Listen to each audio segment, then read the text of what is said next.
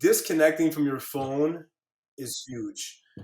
And especially like in the fall and the summer, I'll take advantage of like starting fires, sitting in front of a fire is really a good place for me to think.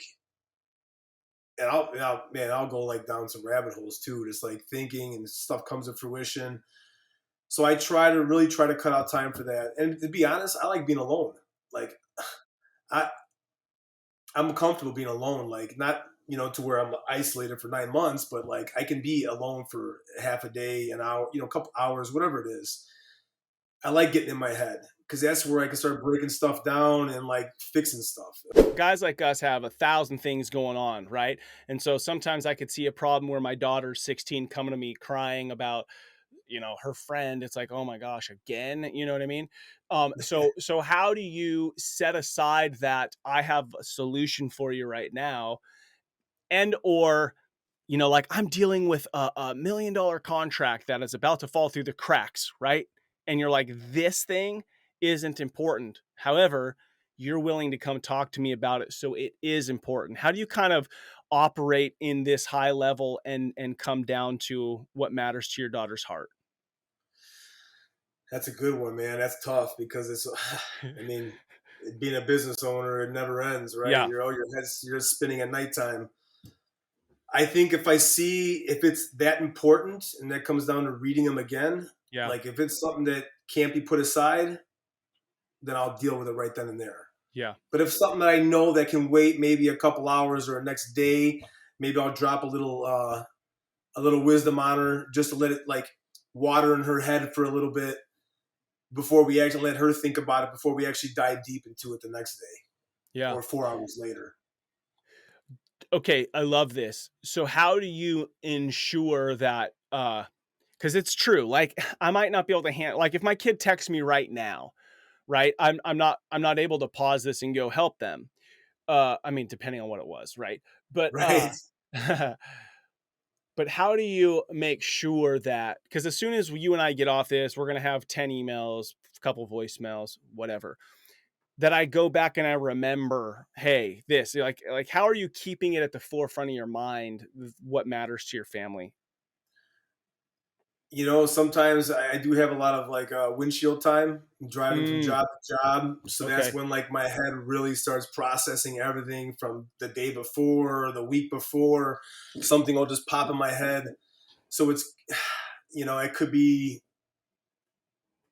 even if I'm sitting in the cold plunge, it might be that 3 minutes just gives me, all right, man, I got to go talk to her right now before I forget. I don't want to let her feel like I forgot about her or Yes. him. Yes.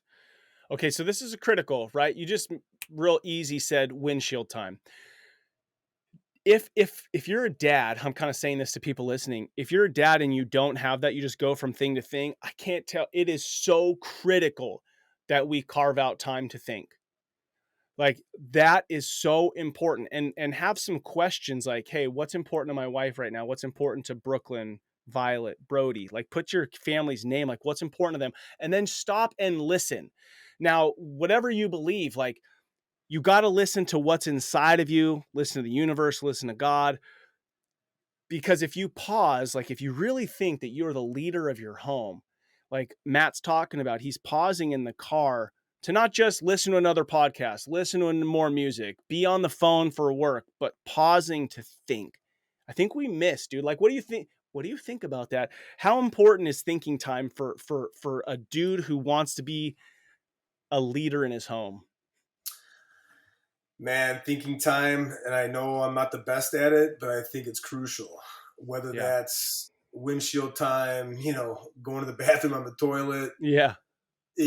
like disconnecting from your phone Mm, is huge. yes. And especially like in the fall and the summer, I'll take advantage of like starting fires, sitting in front of a fire Oh, love it. is Yeah. really a good place for me to think. And I'll go like down some rabbit holes too, just like thinking and stuff comes to fruition. So I try to cut out time for that. And to be honest, I like being alone. Like Mm, I I'm comfortable being alone. Like not to where I'm isolated for 9 months, but like I can be alone for half a day, an hour, a couple hours, whatever it is. I like getting in my head because that's where yeah. I can start breaking stuff down and like fixing stuff. If Yeah. I'm always like circling and crazy. I could never stop to fix anything. Yes.